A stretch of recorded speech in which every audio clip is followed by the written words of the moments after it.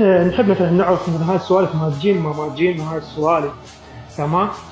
فاشتريت كتاب لو تعرفه، النجوم مال احمد بن علي البوني، النجوم الكبرى وشمس المعارف والنجوم الكبرى. شمس المعارف.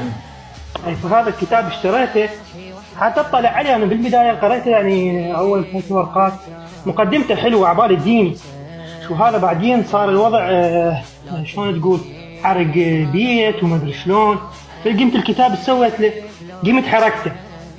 لا هي هذا هنا المشكله. لا هنا المشكله اللي صارت عندي. الكتاب وانا سالت قالوا لي لا تحرقه ما يصير. فش تسوي له؟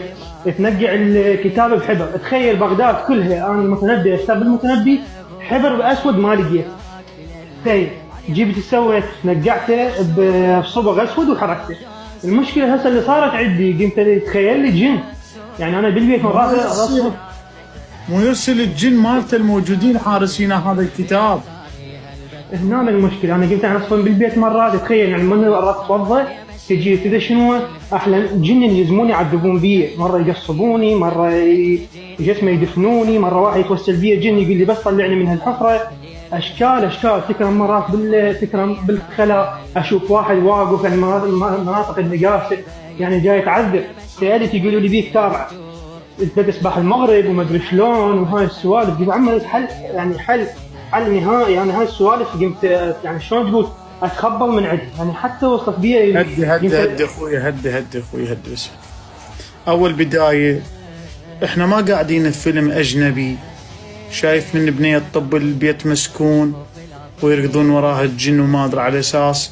وشون تتخلص من الجن؟ لازم تلقى الكتاب قديم ذابينه جوا بالبوفيه فهي تظل تقرا ويحترقون الجن.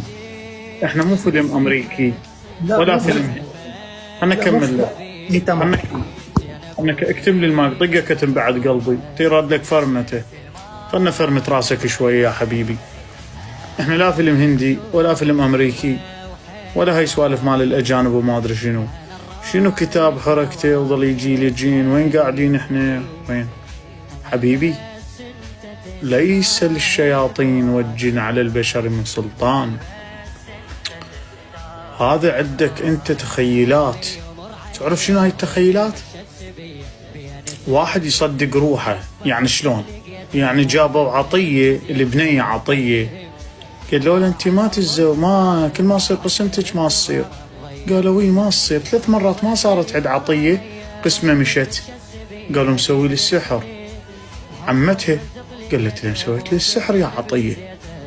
جيرانهم عطيه مسوي لي السحر خلنا ناخذك للشيخ عرقه. راحت للشيخ. الشيخ قال لها عطيه مسوي لي السحر. هاي صدق بي السحر انا.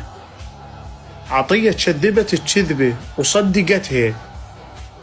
من لا شيء صار شيء. فانت حرقت الكتاب. شمس المعارف. هاي تخيل هذا جاي يشوف. فهاي يا حبيبي توكل على الله عز وجل. روح اغسل غسله اغسلها يوصون بها الائمه مثلا غسل التوبه او غسله الجمعه. واقرا ادعيه الائمه واقرا تراث الائمه عليهم السلام واقرا المناجات. تعرف انت ليش هاي قاعده تصير؟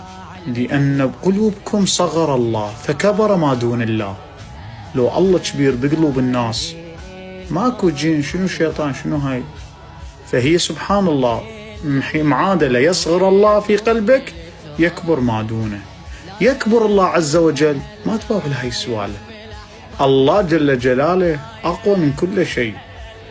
فسمي بالرحمن وتوكل على الله عز وجل ولا تفكر بهاي السوالف بعد قلبي. الله وانا مشكور منك شيخ واسف على الازعاج.